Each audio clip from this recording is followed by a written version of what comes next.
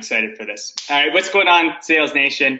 Thank you for tuning in to the second part of Drift's two-part takeover of Sales Hacker on how they turned traditional customer acquisition on its head. So if you missed the first one, get your hands on it. You can find it on Sales Hacker's YouTube. Drift, it's probably up. You guys have it up somewhere? Yes, yes, sir. So this webinar, it will be recorded. We'll be answering questions throughout. So get interactive, don't be shy, hop on, tell us your name, where you're from. I'll give you a little shout out. Shout it out. Shout out. Now, so my two guests don't really need an introduction, unless maybe you don't live in the SaaS world, or, maybe you were stuck in a cryogenic freezer for the last few years, but I'm going to do it anyway because I've been told it's good webinar host etiquette. So today I am lucky enough to be joined by David Cancel, who is the CEO of Drift, a serial entrepreneur, a podcast host of Seeking Wisdom. Make sure you check it out. And angel investor and advisor. David, best known for creating hypergrowth products and product teams at companies like HubSpot, Performable, Ghostery, and Compete, has also been featured by media outlets like New York Times, Forbes, Fortune, Wired, and Fast Company, all the big guys, and has guest lectured on entrepreneurship at Harvard, Harvard Business School, MIT Sloan School of Management, Bentley, and of course many other universities. He's got a blog as well, davidcancel.com, huge, an entrepreneur community, and Twitter account at dcancel. Is a must follow for entrepreneurs, execs, and product people. So David, welcome.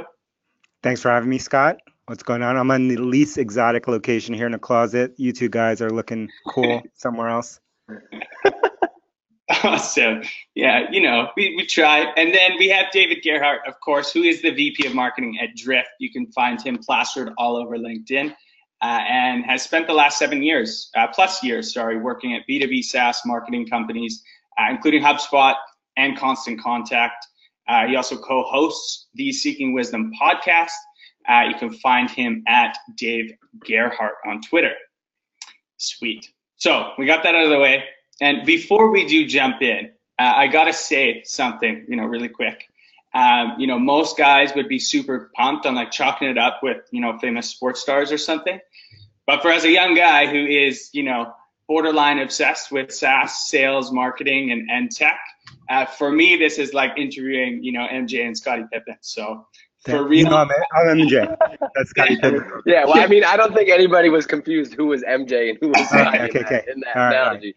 But thank you for the clarification. Thank you so much. Yeah, we love that, man. One day. I heard that you're a Seeking Wisdom fan, so shout out for listening to Seeking Wisdom. Got to get one of these mugs right here. See this? I need one of those. Yeah. So let's quickly see who's hanging out with us today. Let us know who you are in chat. We got Ryan Elher from OKC. We got Tim from Naples, Florida. We got Todd from Everyone's Social back for round 2. So we got a lot of people in the house. But I think we kick it off with the question that I think everyone is really wondering, because Dave Gerhardt, he alluded to this in our last one. Drift with 2 T's. What's the deal? You got to spill the beans. What is the deal being punked up here? So Drift with 2 T's. So there was once upon a time, we were looking to use the name Drift when we started the company. And I am frugal. Dave would argue cheap, but don't listen. I was cheap, and I didn't want to spend the money to buy Drift, which was for sale. It was a car drifting website. And so, forum for car drifting. And so I chose Double T. But the problem with Double T is with most fonts, it bleeds together with the F. And so I had to buy every permutation. You don't know how many domains I own that are Drift with 2 Fs, 2 Ts, 3 Ts, 1 F, 2 Ts. It was just a mess, and no one could figure it out how to spell it. So I finally had to be humbled, and I bought and I spent an insane amount of money for me buying drift.com. Got it. Yeah. DG, anything to add there? No, but I every time that comes up, so we we talk at a bunch of places, and it's crazy. There's one thing that people obsess over is like the company name, and the early days they want to name it this.io or that dot whatever. And what I realize now is it's crazy because we've built this brand now. I can't even, when I see the Drift with two T's, it looks so weird and so wrong. And so I think like it looks off. And so, and that's because like that was a long time ago, and that was before we really had anything. And so I think like the lesson for that is like you are what you become, whether you call your company like Scott's company, or you have some name for it. Like you are what you become, and the connection that you start to create with people. And so I wouldn't, pick a name and go. And I'm glad they chose Drift, and I'm glad that DC made the decision to drop the second T. See, it looks better with one T. It does. And just for clarification, I'm not going to drop one of the T's on my name. Yeah, Scott, you'd be exotic. Scott Baker, one T. That would make you more sophisticated. Scott Barker, I should say. Imagine that everywhere you work. What's your name? Scott Barker, one T. One T. Right. Awesome. Okay, so getting into it a little bit. So it's a question for DC. So before Drift, there's obviously this massive amount of learning that you did, right? And so what did you learn building sales tools at Performable and HubSpot? Yeah, a ton, all through pain and failure. I'd say, although ultimately successful, with lots of painful lessons along the way. The first thing that I learned was that we had been thinking a lot about the persona and like how do you change from building tools, which I had for a long time for marketers, and building them for salespeople. Not only the building of the product, but how do you go to market? How does that whole thing different? What we found was that we interviewed probably thousands individual sales reps over time and more. And what we found was that they were kind of the polar opposite of the marketer, right? So like building for the marketer, marketers always wanted the new tools. They were willing to try things. They were always experimenting with stuff. They wanted to learn everything. They wanted certifications. They wanted to read blog posts all day. They wanted, et cetera, et cetera. They wanted to read, see funny videos about marketing, all that stuff. And then for the majority, not the stereotype, but the sales rep didn't want any of that. They didn't want to read any blog posts about selling. They didn't want to necessarily try new tools or even try new things. They had systems that were working for them, and they wanted stuff to get out of their way, right? It was almost building the exact opposite. And that was, it sounds simple, but that was like a big realization for me, that it has even shifted the way that we went to market and the way we built software at Drift, because I looked at most of the software that was being built in the sales enablement and acceleration and CRM space, and most of it was, and still is, predicated on the idea that you're going to change a salesperson's workflow, right? Like we've got this great new tool and this great new Swiss Army knife, and like if you change everything about how you work every day, then you can use it. But if you spend time with individual sales reps, you would learn like they'd have like almost no appetite to do that. So like this software and these things that may be great if once you use them are predicated on behavior change for a population that does not want to change their behavior, right? So that was the biggest aha. Sounds simple, but it fundamentally changes how you approach going to market, pricing, and building product. Yeah. And then DG, that obviously, is a huge part in how you go and then market said product to these weird creatures that are sales professionals that choose to do this ridiculous job that we do. Yep. Yeah, I mean, like everything DC said is important from a marketing perspective, because how can you understand how to get something in somebody's hands if you don't actually know what that person feels, what their emotions are, what their desires are, what their day-to-day behavior is. And so like I think we see it all the time, is like people just want to, this is how we grew at Drift, is like we actually went out and we talked to individual people, and we said the best content we've created has come from actually people who are doing what we're trying to talk about. So interviewing you about your day-to-day as a sales rep. And so that's what people want to hear. And so we've had to take that and apply it to what we're doing in marketing. And I actually think a lot of the stuff that you learn, some of the best like notes that we have for marketing come from like our product managers and our designers who are out there mocking up these products, because they're the ones out there doing their early research and saying like, all right, I talked to 20 sales reps. They all hate this one thing about this other tool, and the reason why is this. And so that's gold from a marketing perspective that we can then go take and turn into content. Right. And so going kind of from there, so you've got all these learnings, and then in the early days, the founders do all the selling, typically, and sales hack, we get a good crowd of founders and people that are doing their own thing. Walk me through that process of kind of giving up control and then thinking of, how are we going to scale this out? And I want to hijack this question. Because I want you to ask DC. DC has, I don't know how many people know this, but he has this rule about not giving away the product for free in the early days as a founder. And I think that would be I want you to tell that story.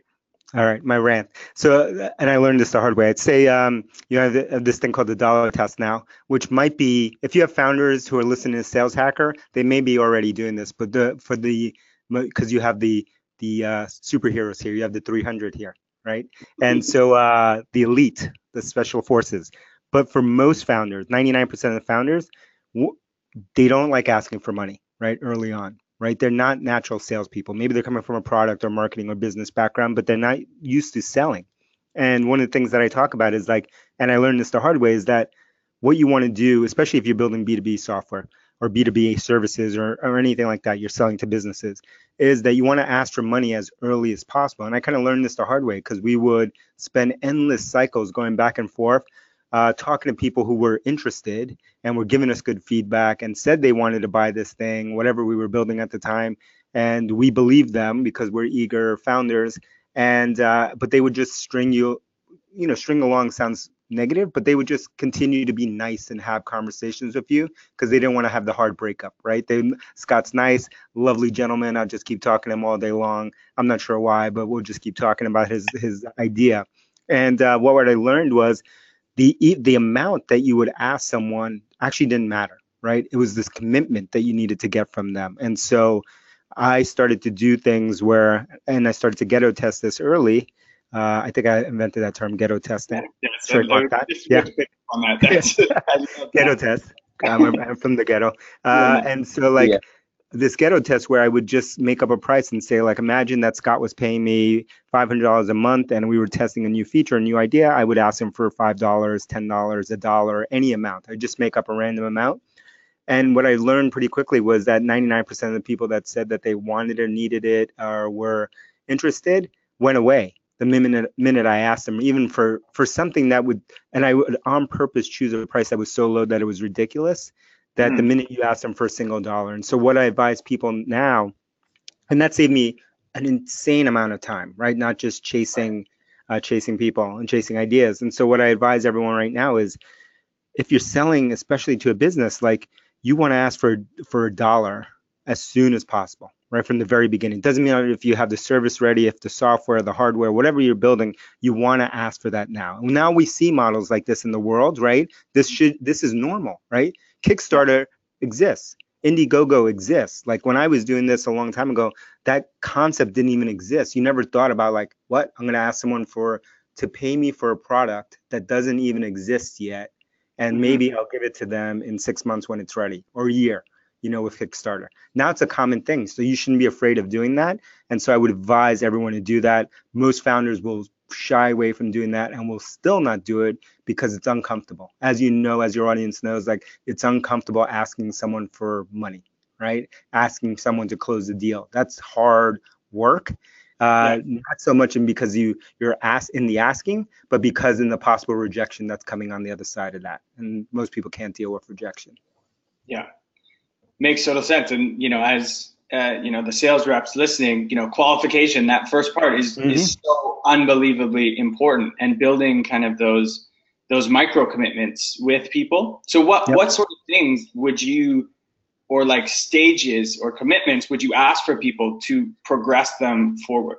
Yeah, money. So always money. So it would be people who are, we would do this for new product lines, new features for existing customer bases. We would do this. That's how it started. But now when we started the Drift, we started it with before we even had a product, before we even had initial customers. And we have many customers now who are customers for life, who gave us $20 bill. Why 20? Because it was the only thing in their pocket. And we signed on that $20 bill, and we still have them all over the place, or $5 or $100, whatever the amount was. We just asked them, Scott, how much money do you have in your pocket? Whatever they took out, they were getting Drift. Not a lot. They were getting Drift for life if they gave us that money. That was the commitment, and we honor that, and we'll honor that forever. That's cool. We're even doing this now. We have a couple tests that we're running about small dollar amounts for new products, and it just makes sense. It's like, people are like DC said, if I started something new and I asked you to look at a mock-up, you don't want to tell me something, you don't want to be mean to me and hurt my feelings, right? And share something bad. But also the gap between getting somebody to pay real dollars, 500, 1,000, 6,000, 10,000, whatever, is much bigger. Even if it's $1 or $2, there's just a mental thing about going in and putting in that credit card that changes the whole mentality of everything. Yeah. And when I first started to do this test, I just remember those early conversations, because they would always, almost 99% of them would end the same way, which is like, Scott, yeah, we're going to buy this. Don't worry. I need to go talk to my manager. Just run it by him. I'm asking for $5. Right. Like, and they're like, let me ask my manager. I just got to talk to the manager here. Let me think about that. I'm going to get back to you tomorrow, because we cannot move forward until we have this feature. So we're going to pay you this. And then they would continue being customers, or they would continue using the product, and that thing would never come up. The thing that the day before was, we cannot use this. It was the ultimate exception. I need to go talk to everyone. Just went away the minute they assigned a price to it. Right. So it really had nothing to do with the feature or anything. It's a stalling tactic. They don't want to commit.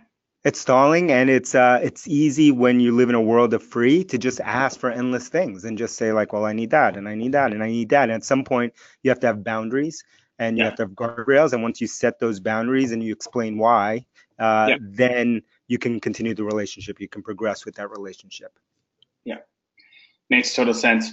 So let's switch gears here a little bit. And I want to talk about the hiring process, because obviously you guys have done such an amazing job at, scaling your culture, So are you two still involved in, like, say, sales hiring today?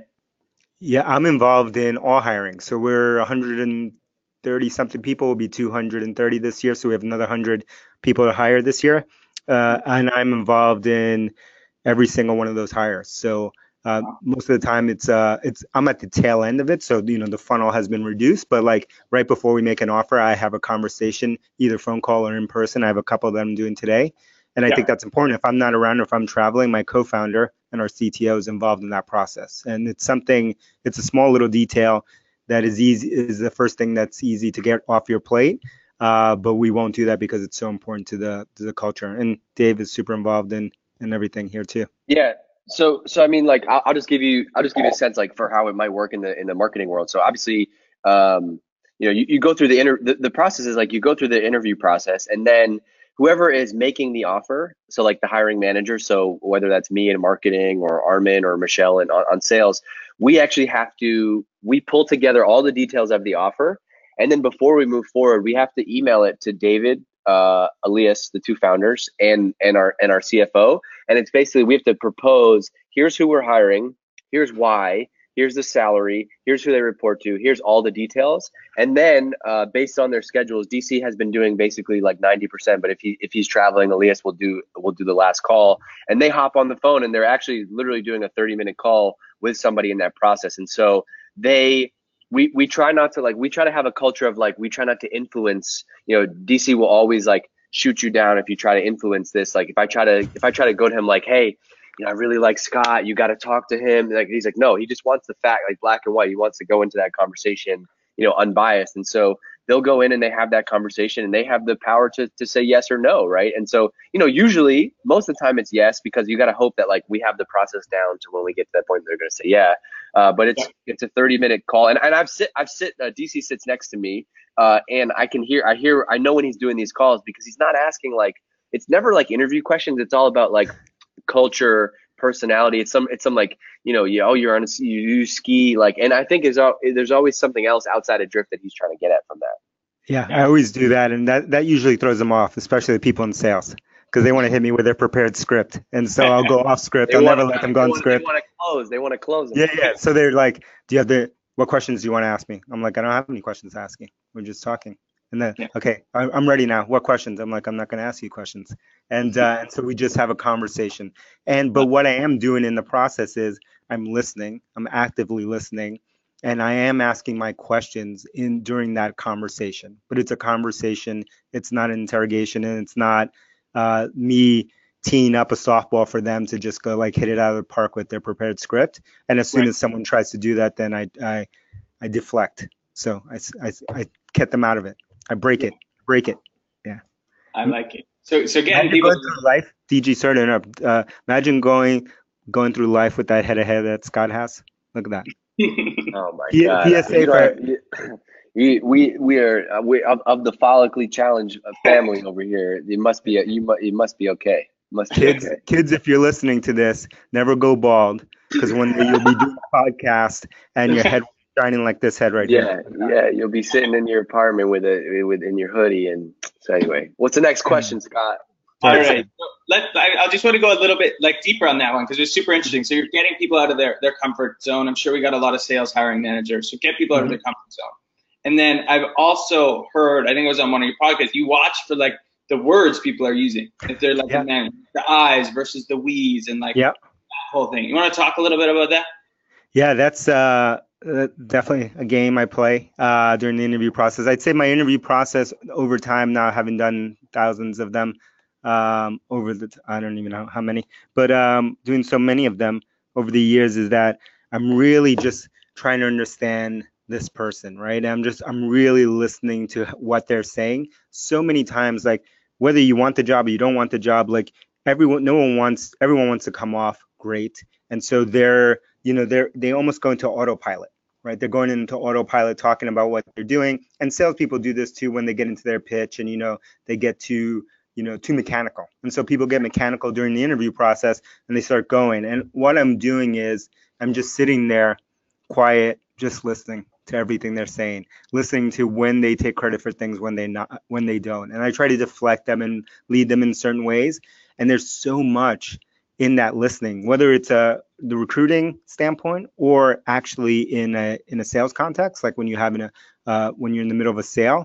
If you're really listening to how they're saying things, not only what they're saying, but how they're saying things, and what they're emphasizing, what they're not, there's so much you can learn there. And I kind of accidentally learned that or developed that over time because I was a introverted, shy, quiet, as you can tell now, a person growing up. And so I was just quiet, the quiet person in the room. I would never talk, and I would just listen, and you would pick up on all these things. And the more extroverted, natural you feel as a speaker, the harder it is, because we have people like that, especially my co-founder Elias, the harder it is to pick up on these things, because you just want to go. You want to just like go, you want to answer the question, you want to like win, you want to keep going, and you're not actually listening to what they're saying.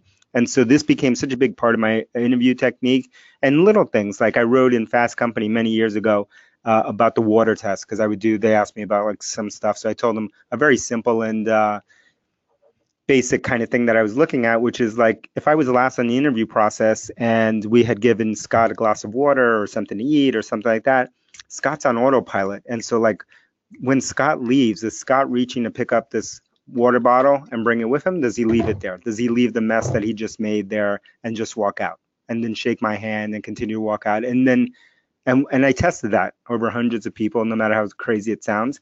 And because that was a tell. What I was looking for and what I see in the interview process is very much, I don't gamble, but very much of like what I think about is in terms of poker tells. So like what's a tell that you're looking for all these tells. And if you pattern match enough time, you can see these tells of like, well, that person probably thinks that's someone else's job. Maybe they think that that's beneath them. Maybe like when you're in the office and that person's working there, like maybe the likelihood of them doing that all the time within the office and being that person that everyone's like, who the hell just left this mess? Who left this mess in the fridge? Is going to be that same person. Why? Because that was their person. They were showing you who they were. And of course, some people make mistakes. We all make mistakes sometimes, but it was a tell to tell you to dig in more into that thing, right? It wasn't enough to indict them, but it was enough to say, let's dig in there. Is there something there, right? And we all have tells, right? All of us have tells. Of course. That's super interesting. And I think there's a ton of lessons there, not even from just an interview standpoint, but just, a sales standpoint. If you just shut up and, just be an observer and listen and find the tells from your prospects, because everyone has them, right? They show up late for a meeting. They're not as committed. I really like that. That's awesome. Yeah. Who else do they bring to the meeting? The other thing, when we would do in-persons, like back in the field sales days, like who do they bring to the meeting? Where is the meeting? Let's walk by their cube. Who do they sit next to? What's going on? Like all this stuff. Like if you talk to field sales, enterprise sales people, they've been doing this for all time. Some of them know they're doing it, and some of them it's just innate, right? They don't even know that they're picking up on this stuff.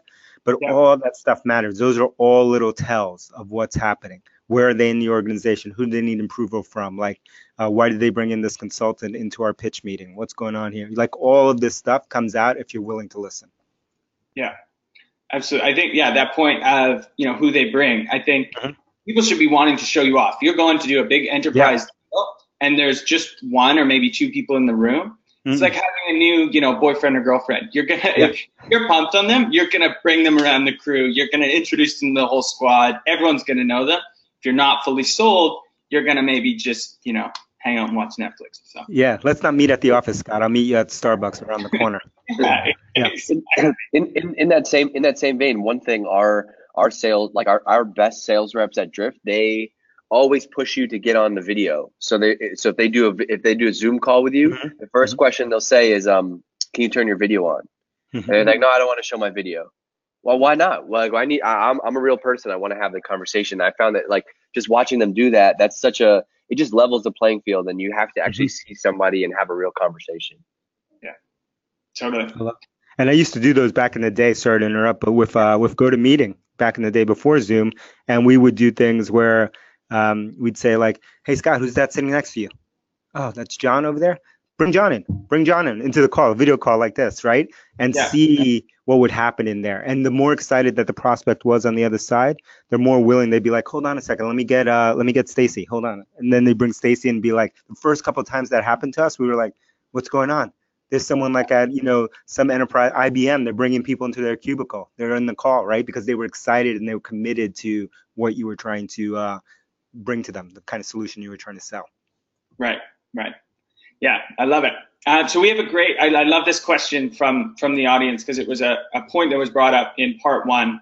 And this is Scott Salisk. And I didn't just pick your question because you have an amazing name, but one T or two T's? he's got two. So can you give us more thoughts about your business philosophy around doing things that don't scale? We were talking about the hyper-personalization last time with your sales org. I think that's a really cool thing to touch a little bit more on. Yeah, DG, do you want to go? Or do you want to? Yeah, I'll take it, and then you'll take it from here. But man, there's so many things to unpack on the things that don't scale. DC and I, probably since the beginning, he's been texting me messages. He was sending me screenshots, and he said something like this. They wouldn't believe it if you told them the truth, right? They wouldn't believe it if you showed it to them. Nobody wants to believe it. And so this happens every day. He'll do it to me later today, I'm sure, where somebody says something about us or we go and do something like just send a random person a t-shirt or reply to somebody's email or reply to a tweet on Twitter or make somebody's day and give them 2 tickets to our conference. Like the answer is so obvious, but what happened is like we just over-rotated so far in marketing and sales to be like numbers. I got to call 5,000. I got to call 500 people to get 20 demos. I got to send these 50,000 emails in order to get 168 people to my landing page. Like we've just gone on autopilot when everything in marketing and sales, if you go back and you read the classics or study the greatest businesses of all time, it's all about people and relationships with people, and people want to feel good, right? And like what we send automated marketing emails to, we do automated stuff, but it's the things that don't scale that really make that one-to-one connection. And so we call it one-to-one or hand-to-hand combat. Like the one-to-one is a framework that we like train new marketing people on as they come into Drift now, because it's had such an impact on our business. Just when you see so we just try to have a team. We have 10 people on the marketing team. We try to have all of them look out and find at least 2 or 3 people in a week and just do something that doesn't scale, right?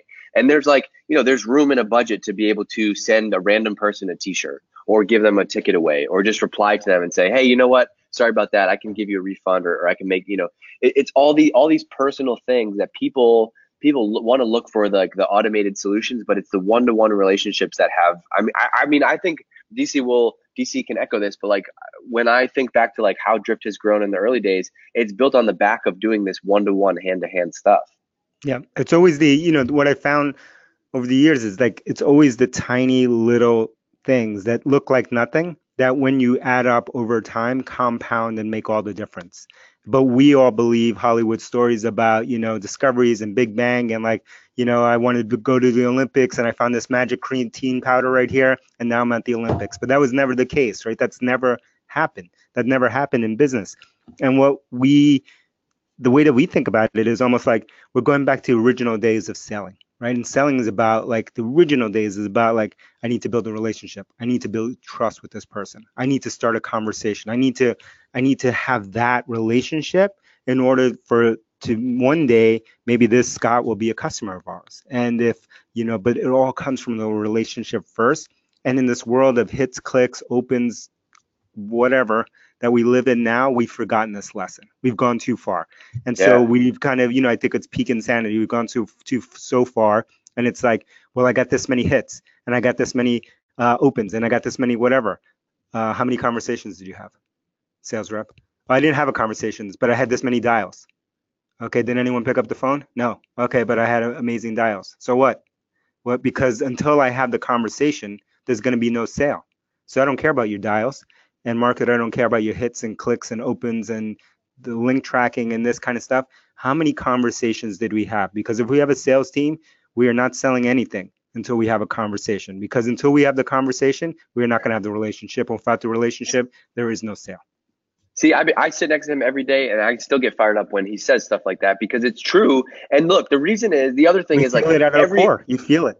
you have to feel it, right? Every company in the space, they just automate everything. And so when you can stand out by going in the complete other direction. And so we're going to send out follow-up emails after this webinar for sure, because we want people to go eventually buy Drift. But people that email me, I'm actually going to reply to each of them. And I don't have to justify, hey, DC, I'm going to spend 40 minutes replying to all these people who emailed me. He's like, hell yeah, that's where you should be. That's where you should be spending your time. Or I can't tell you the amount of times he's texted me or sent me a message of some random guy on Twitter or some random woman on Twitter. And he's like, yo, GG, fly them up for hypergrowth.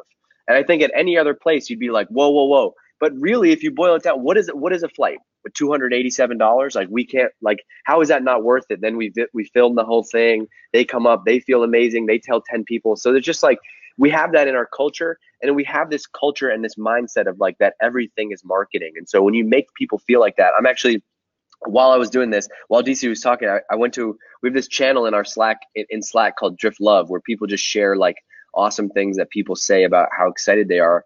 And I mean, it's just easy, like sending somebody 2 stickers, right, is like somebody's going to make their day. And so we just always try to have room for that.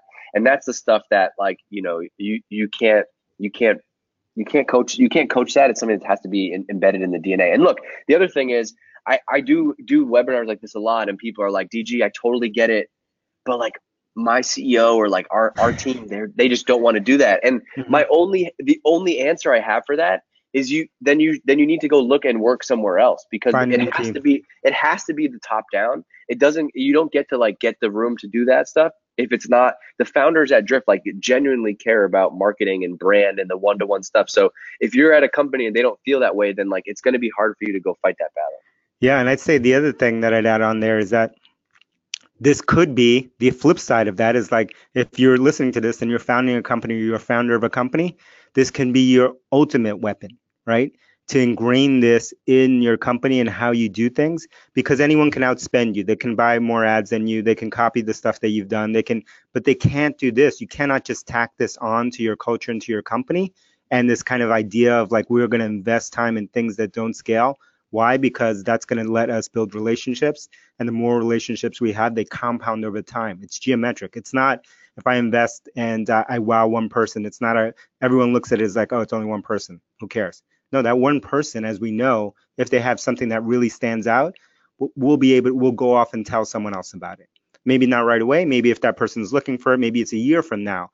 They will remember that because it's not normal. They don't have those interactions. And we can all look at companies, that very, very few companies in our lives that have done that. And you've like had that wow moment, and those still resonate in your head. Why? Because no one's willing to do that stuff. And so if you're a founder, this can be your ultimate advantage. Invest in this, because no one can copy this, no one can buy this, no one can tack this thing on, and you can do it. It's free. It also, Scott, it also earns you the right to like screw up later. And I know that kind of silly, but like we all screw up, right? I work for a company that makes marketing and sales automation software, and I have sent emails to the wrong list to the wrong people, pissed somebody off. Like, sales reps reach out to somebody, come on, Scott, I unsubscribe. Like, that just is going to happen. But the crazy thing that I've seen at Drift is like, people are like, when I reply back to that and I'm like, my bad, Scott, I sent to the wrong list. They're like, oh, no worries, Dave, it's you. Okay, cool. I'll talk to you later. Like, you earn the right because we've gone out there and showed that we're human. We are people too. Like, it just changes the whole tone of everything else that's going to happen in the future of the business, especially when things don't go well. Yeah. Love it. Love it. And yeah, if you're also a sales rep out there, I would strongly suggest using those lessons and carving out, 2 hours of your day to get creative, leverage your network, and just think outside the box on this one-to-one interaction that we're talking about. It's never more been the case than today. This is the world we're living in. This is what people want. They want the real version. They want the real Scott, right? Yeah. I like looking at Scott right there on that screen right there. He's got a hanger hanging out behind him on the wall there. I like all of it, right? That's real. That's what people want to see. Look at the hanger there. And that's what people want to see. That's why the people want to watch a video that has a cat running through the background or has some kid coming in or whatever. They want reality. They're tired of the make-believe nonsense, right? And for too long, all of us in business here, and especially in sales, have wanted to live this fake life of like, this is business Scott, and then this is like personal Scott, and like, this is my, I'm old enough, older than these young bucks, that there was a day that a lot of us used to have a personal phone and a business phone, and people used to walk around with 2 phones. How stupid does that sound right now? Sounds insane, right? But many of us and many other people that are listening right now on this thing are living that way right now. There's personal Scott, and then there's professional Scott, and they're 2 different people, and those things never cross. But people see through that. That stuff's a fraud, right? Like, we want reality now. I mean, look around. Like, this is the world that we live in now. Lean into it. I sell to big enterprises though. I sell to big companies. That's always. Always. Yeah, they're the craziest. If you sell the big companies, they're the craziest, right? They're the craziest people, right? And they're the most real people if you get in there. And those, at the end of the day, you sell to a person. And those people in there are the ones going at home and watching cat videos all day long, right? Those are actually, forget about that. They're not watching cat videos at home. They're actually watching cat videos at work, right? That's what they're doing in those big companies. And so, they're real too, and they want real connection, right? And they want to. And we're living through a transformation where the Scotts of the world are taking over. And this is what they have grown up on. And those, no longer living in that world where, those dudes that I knew that used to carry 2 phones. Those people are dinosaurs. Those people are going away. Scott is taking over. So you got to adjust the way that you sell and the way that you market to this new reality. And it's not only people Scott's age, but the people who are coming online in China, India, and around the world, they've only known this. They use WeChat for business and personal. There's no WeChat business phone account and then my WeChat personal account. If you said that to someone there, they think you were insane, right? That's an artifact of the times that we've gone through, and it's time to change. Yeah, totally. Like, to that point, I think it's a lot of millennials' goal is to have a full immersion. Like, that's what I want in my life. Like, work-life balance. We don't want that. We want the full. We want it the same, right? You want to live. You want life. I don't want work life and personal life. I want life. Yeah, totally. So, okay, so we went down a little bit of a rabbit hole there, but I love it. For that. So we kind of, you definitely bucked the tradition, right? So you swung hard this way. Yep. How did your VP of sales, Armin, react when you're like, yo, Armin, what's up? No more lead forms. He was a rare, he was all for it. And he was rare in that he had come from a company called Log Me In.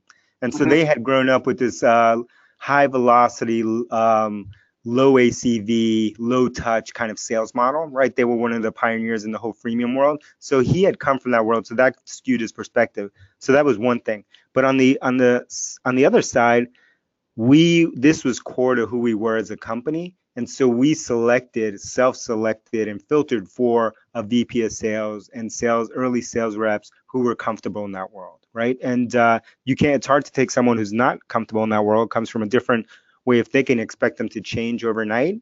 You have to, one of the most effective things all of you can do day to day is spend that time on hiring, because that makes all the difference in the world. You got to select for these people that are going to want the same things that you want. Right. Yeah. And then, so jumping forward a bit, so what other trends are? Wait, so you Scott, guys. I want to mention one other important thing that doesn't get talked about enough there, which is like we set out to do something entirely different and new, right? And the only way that you're going to get like hyper growth results or unprecedented results is by going completely away from the traditional way of doing things. And so this is like a key piece that's missing from a lot of these conversations about the new way of doing marketing and sales, is that people want the new results. They want those new 10x results, but they want it to work exactly how the old way was working, right? And so you don't get to go to the gym twice a week and become a monster, right? You have to put in the work, or do things a completely different way. You can't go out on the street, and just because Uber and taxis both exist, you can't go wave your hand and get an Uber, right? There's a very specific way you have to do it. You have to use the app on your phone. And so like fundamentally from Drift at the beginning, when people ask about the no forms, like the no forms world and the sales process, like DC and Elias, they knew like we have to go the other way. And what we're going to do is we're going to dog food our own product and use everything ourselves, because then we're going to find out what do we need in order to be able to track this, to measure it, to pass off leads to sales, to integrate with X, Y, and Z. Yeah. And you'll see us continue, in terms of going and zigging in totally different extremes. Like we're now we started to do this in conversational marketing, conversational selling, and everyone thought we were crazy. But now that everyone copies our lightning bolt, everyone copies our, conversational marketing, chatbots, this, that, whatever, that's cool. You're going to see us go into entirely new things that people are not doing. Mm-hmm. I love it. So what other trends then are, because you guys are predicting the future a little bit, it looks like, and you guys have got it right a lot. What other trends are you seeing that will really disrupt traditional ways of selling and marketing? Yeah, I think, one we've talked about for a long time is video, for sure, what we're doing right here. I think the interesting thing with video to me is that it's like one of those technologies that's almost been ready forever in terms of the business context use case. And probably for the last decade, easy. And every other year was the year of video, right? Like that it was coming. And but I finally feel like we are at that point now, even after talking about it 10 years, that it's actually becoming real. And we see that happening in sales a lot. And it's mostly about not necessarily video in terms of like highly produced videos, but it's videos like this of like real people and having an actual connection is finally their normal, not because there's been any technological advance, but because people are using mostly this to consume video all day long, right? All they do on this is watch videos, and that is past the tipping point now. And so now you have to think about how are you going to use video in marketing. The good thing in sales, it's one-to-one, so that's easier for the rep.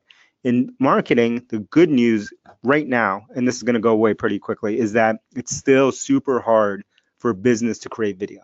Very hard, right? It's not like sending a one-time video. It's not like sending doing a podcast even, which is still hard, but it's about like lighting and video and camera and lenses and this and who knows video and blah, blah, blah, and all this kind of stuff. And should we do short video, long form video, YouTube, it's like so many questions still that provides the arbitrage in the market in terms of for marketing to use video. And so I would bet heavy on video right now. It's going to go away soon.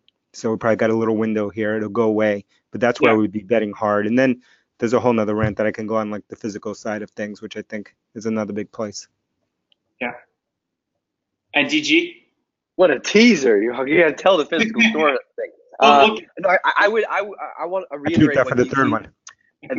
So he's the OG in the game, and he has predicted stuff long before me, and I'm not good at predicting anything. I just do marketing.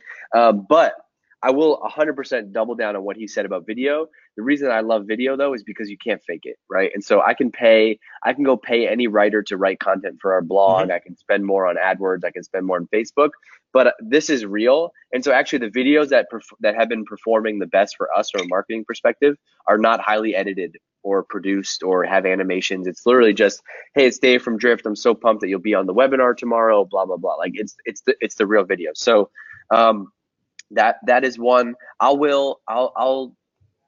trying to think of what else is. I mean, audio is the other one. Like we have the podcast has been the single biggest marketing channel for us at Drift, other than our free product to grow. And so I think audio and video is just, they both have the same thread. So whether it's audio or video, the reason they're working is because of what DC said earlier. It's like reality. And so the closer your marketing and selling can become to reality, the more successful you're going to be. That's the bet. Right. Yeah. Makes total sense. Okay. So here we got an awesome list of questions that I want to leave like last kind of 15 minutes to dive through, but one more, and I want to kind of intentionally leave it broad because I'm sure there's some things you can't talk about, but what's next for Drift? And you can take this any way you want to go with it. Yeah. Well, next for DG is getting 4,500 people to Boston for our conference Hypergrowth in September.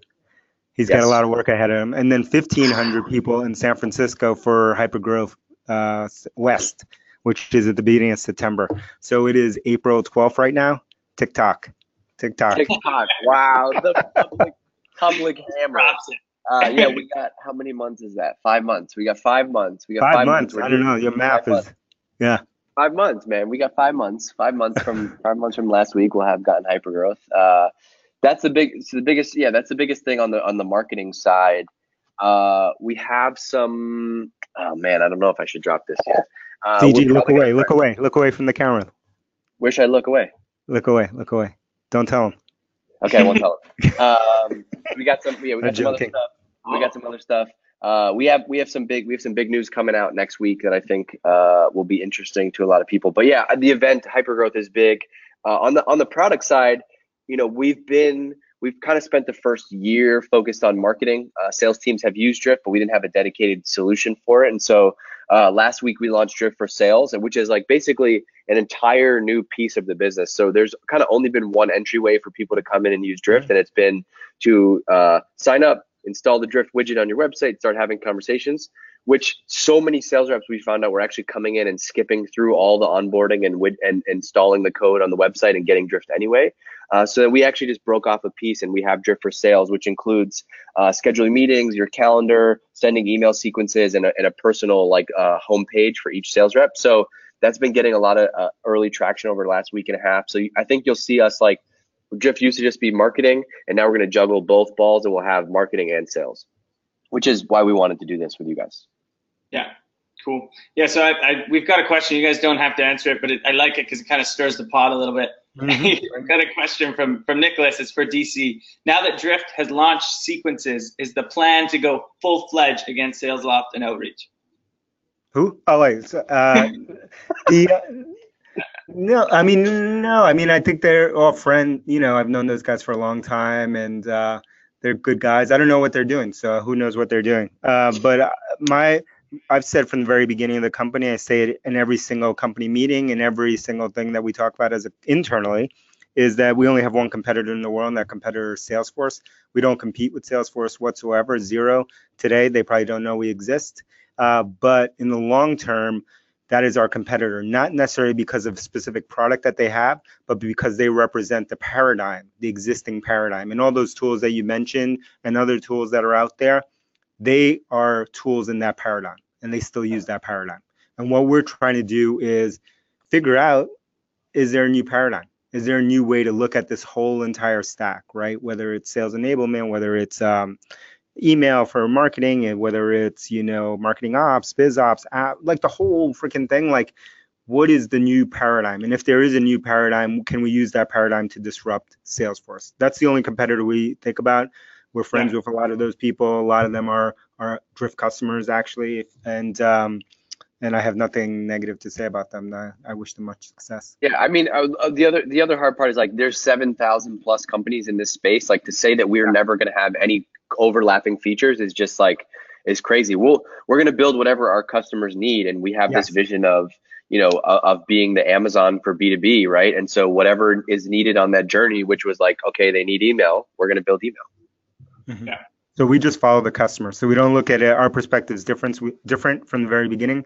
We don't spend time looking at competitors. We don't care about the competitors. We have this huge goal, which is Salesforce, which is, you know, a decade from now. But like right now, all we care about is being maniacal about being closest to the customer and satisfying the needs of those customers. And if those customers lead us in a place where we have to build something that, overlaps with anyone in the market today, that might be. But, we look at it from that way. And very Amazon-like approach, which is what has led them into different parts of the value chain over time, is by following that customer value, not necessarily by saying like, oh, we want to get into, the dog food business, or we want to get into the pets business, or whatever. It was really fulfilling the customer need, and if it led them there, then so be it. And if it didn't matter to them. Love it. Awesome. So another question here. I like this one as well. This is from LM. Just got the initials here. So how quickly and to what extent will we see AI incorporated into the sales process? Huge. So we already do it with and have been super early in the process in the world with Drift and the Drift bot. But you'll see AI making its way into every piece of thing that we do as we get into email and on behalf of the sales rep, right? So like, and to me, it's not about AI replacing a sales rep, and because it's still people to people. At the end of the day, a person buys from another person, right? In these bigger companies, it's really about like, how do we assist that? How do we be an assistant? Just like Alexa is an assistant to me, right? I don't think about Alexa as like, well, Alexa answers all my questions at home, so she takes the place of, my kids or my wife, because she answers questions that they used to. Like, what? It's kind of crazy. It's just like this assistant that assists all of us. And so we're going to have tools that assist the sales reps, because sales reps have to sleep, sales reps have to go on vacation, sales reps need quota relief, sales reps need to be people. And so because of that, they're going to need an assistant to help them, whether it's through email, voice, chat, whatever it is. And that's where, I really see AI playing a big part. Love it. And now, so Kevin Young has a follow-up question on kind of talking about following the customer needs versus looking at competitors and anything. How do you know what your customer needs? How are you guys doing that at Drift? Yeah, we talked to them. There's a magic survey, survey that goes out. No, I mean we ask them and they tell us, like, because we've opened up our platform for conversations, they tell us, and then we also like listen closely, right? Like everybody, all of the users of your products today, it's not a decade ago where people were just like, well, this is Drift and I have to use it that way, right? Like they are all empowered and want to tell you, and so when you open yourself up and open your product up to get feedback from people, even if you just use Drift, like we primarily focus on marketing and sales, but people want to come in and tell us what they want, they're gonna tell you. And so our product team even uses Drift like inside of our app on very specific pages to get feedback from people. And so, we do a lot of that stuff, but ultimately we try to stay closer to the customer like than anyone else, and that means like really not just understanding them from a features and benefits level, but like really understanding what they want. And then on top of that, the cool part about what we're doing is like we're using our own product, and so they can talk to me, they can talk to one of our sales reps. Like we're using this as we're building it for everybody else. Yeah, I wrote a book called Hypergrowth, which is available free on our website or on Amazon or whatever, that talks about this process if you really care about it from a product development standpoint. But at a high level, I'd say, look, we live in a different time. It's April 12th, 2018. When I started building software, I won't reveal the year, but it was a long freaking time ago. We would build software in a world where you might never ever meet anyone that ever used your software, right? Like we were building software that would go on floppy disks, CD-ROMs, get installed somewhere, maybe get shipped in years, maybe got installed by a system integrator or someone like that. Like you never could actually physically communicate with a customer, right? This is pre-internet. We are now in this age right now, just like we're doing on GoToMeeting, and you could do on Zoom, or you could do on Drift, or you could do on whatever, where you could literally talk to all of your customers around the world in real time if you wanted to, right? Obviously that's daunting, but you could if you wanted to. So in that world, you can continue from a product development standpoint to continue to build software like we did back in the day when we were building CD-ROMs and saying like, well, how do we know if this is right? How do we know if customers are going to like this? Just ask them. Mm-hmm. Change your paradigm. We live in this paradigm here, right? Like, we can't be selling like we did when you had to send someone a piece of mail right? And you can never meet them, and there were no trains or planes, and you couldn't actually go and sell someone who was out of your location, right? But that's what we're doing in terms of product, right? We're building product like there was no way to ever talk to a customer, right? So like flip it and say we're going to build the entire product development process. And again, I talk about it a lot in that book around this notion around real-time feedback and how do you do that and how do you sort it and how do you know what's real versus fake and all that kind of stuff. I won't geek out totally on that, but I could. But if you're interested, it's in that book and a lot of blog posts.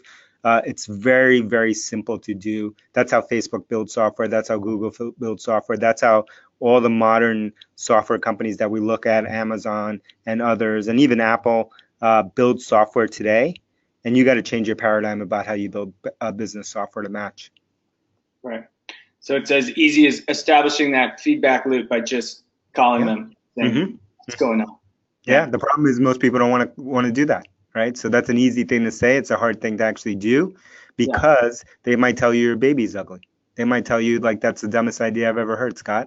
I'm never going to use that. That's a piece of junk. Why are you wasting my time? Don't ever call me again. And so because of all that, because of the fear of rejection, we don't want to do that. Yeah, makes sense. Okay, so we've got a few more minutes here. I have a question that I was super curious about because you guys don't have BDRs. No. I used to lead a large business development team, so I'm just curious. We're going to get into it now. The thought process there. What's You'll see that I'm drinking up pH balanced water. I'm gonna go back on mute. What's the process on BDRs? I'd say I've been part of businesses that have had lots of BDRs in the past, and definitely something that's interesting. I think it depends on your motion, right? There's lots of different sales motions, and the way that we used them in the past wasn't super effective. Like when you're selling into kind of a higher level person within a company, right? Or a super sophisticated buyer. The idea that the first line of defense is going to be someone who just graduated college, who went through 2 hours of training, and like that's going to be the first line of defense is kind of crazy. It's almost like if you ever try to buy a car online, which I've tried many times, they never will sell me a car online. I just want to wire money and get the car. They won't do it.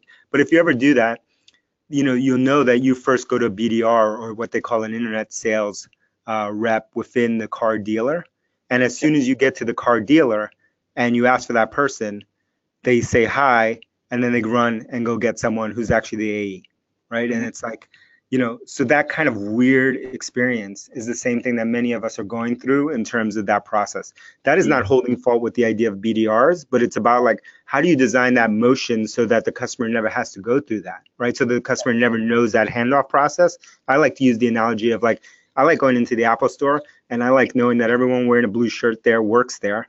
And I can ask any one of them, and I don't know who a BDR is or an AE or a genius or like, I don't care. Because it's your problem as a vendor to figure that stuff out. Don't make me figure out like this guy's a BDR, that's an AE, that's an account rep. That like what? I don't care. I like going in there and if someone cannot solve a problem for me, they walk me over to Dave, introduce me, and then Dave deals with the problem. That's the model that I think we should have in businesses. And it's not so much about BDRs and AEs and account managers and SEs and all this kind of stuff. That's all nonsense that all of us have made up within a company, right? The customer doesn't care. The big thing and another big trend that I think is one that we're leaning into is that is one of service, right? Service is super important, right? Because it's probably one of the biggest differentiators you can have in your business. And we need to design our company so that we have all of our companies, this amazing kind of customer interaction so that it feels like I'm coming into the Four Seasons. I'm getting 4 seasons level of interaction, right? I talked about the Apple Store and that Apple Store interaction. When Apple is the most profitable company with the biggest brand that produces a product that people sleep on the street for to get that product. I'm guessing that all of us on this webinar here do not have a product that people sleep on the street for, are not one of the top 3 brands in the world, and are not one of the most profitable companies of all time. That's just a guess. Maybe there's someone on here that has all 3 of those. In that world where those 3 things, I salute you. If you don't have all those 3 things, then you sure as hell better have better service than the Apple Store, not worse service. your service better be Four Seasons level, right? And so I think that's a big thing that we all need to dip into. I'm not sidestepping your BDR question, but I think it depends on the motion. For us, we have never had BDRs at Drift. We have 40 some odd AEs, and Drift bot does not replace a BDR, but does a lot of the qualification in real time. And then we give it to the AE, not because we don't need a BDR, but because 99% of the conversations that we have are inbound, right? So they're inbound. They already know us. They're already up to speed. They may know more about Drift than a new person who just even joined the Drift team, right? And so like in that case, totally makes sense. We don't have an outbound motion. We don't have a true enterprise motion. It may come down the line that when we develop those, that BDRs make all the sense in the world. But right now, they don't make sense for the motion that we have because we're coming with a highly educated buyer who knows everything about the product and understands the space and wants to talk to someone as quickly as possible. Yeah, makes sense. So you look at it strictly just from the customer experience standpoint. 100%. Yeah, I think that's the future. Problem, whatever. Yeah, it's the customer experience that matters. Yeah, and if you buy software services or anything for your business, just stop and remove yourself again, just like be an observer and see like when you go through that experience, how many crappy handoffs are you having? What's the interaction model? What is going on, right? And you can't, in a world that we live in now, which has infinite supply, like there's infinite supply. Whatever you're building, it's not unique. Someone can copy it and someone can sell that right now. And you're competing with 7 billion other people around the world. In that world, you got to look at your model and say, what does that interaction look like? And do I have a one size fits all model for people, just like those car dealers do? Even though I'm coming in and saying, look, I looked at your inventory, Scott. I know that you have this car in stock right now, and I know this is the price. I'm not even arguing with you on price. I'm telling you, I want to wire you a lot of money right now for this car because I want to buy this car. And all you're telling me is that you can't take the money and you can't sell me the car, right? That is mental, right? And in 2 years from now, 5 years now, 10 years from now, you're going to tell that story to someone about buying a car that way, and they're going to think that you made that stuff up. Your kids are going to think that you made that up, that never happened. That was insane. That's the world we live in now. And many of us in our companies right now are treating our customers the same way. And in 10 years from now, 5 years from now, your kids are going to be like, what? You bought what? Like what? You made people what? They filled out a form? 3 weeks? BDR? Like what? What are you talking about? Are you insane? Like it's going to be the craziest thing. It's going to be like talking about, cranking your car up, your Model T up and driving that Model T. It's going to be that conversation. Love it. I think that's a good place to wrap up. Customer experience over everything. I think that was a good way. I've got one final question because I love to ask anyone that I meet. Your favorite books, business or otherwise? I got too many. We have too many, as you know. Do you have 6 more? Do you have 6 more hours? Endless books, but that we talk about books a lot on our podcast. I'd say the number one book I always recommend is a $5 book, and it's called Made in America, Sam Walton's story, autobiography he wrote on his deathbed. Everyone should read it, even if you hate Walmart. There are lots of lessons in that book. And I will say, one of the greatest companies of our time, which is Amazon, Jeff Bezos was humble enough to carry that book in his back pocket for 10 years. Wow. And highlighted and copy the lessons from Sam Walton. And now 10 years, once he eclipsed it, everyone in Walmart on the executive team carries Jeff Bezos' book, The Everything Store. And they have that in their office. So learn from that. Learn from the greats. Go straight to the top. Get that book. It costs you $5. Almost everyone that I've met has not read that book. Love it. DG? All right. So, DC gives me most of the books. And so whatever he says, I read, which is nice to have a filter like that in your life. So find somebody who is smarter and can pass on books to you. But I'll tell you this, the thing that DC put me on 2 years ago that's kind of changed the trajectory of my career and my life has been studying the old school advertisers and marketers, because no matter everything, and this is applicable to sales especially, because it's all about people and understanding that like in this world where sales technology, AI, bots, marketing, automation, this and that stuff's always going to change. The one thing that's not going to change is people. And so if you can really understand how to sell and market to people. So for me, the one book that I would say go out and get is Ogilvy on Advertising. is one. And then unrelated to the copywriting stuff, I mean, there's a million copywriting books I could give you, but the story behind Salesforce, behind the cloud, Benioff's book about Salesforce is awesome. It's like 200 plays of how they did everything from run events to build the company. Love it. See, just like Bezos, I carry Benioff's book around, and in 10 years from now, he's going to carry my book. I love it. I don't doubt it. All right, gentlemen. Well, we're 5 minutes over. Thanks for bearing with me. I really appreciate both your time. The insights were amazing. And to everyone listening, thank you so much. See you, man. Sales hackers. Peace.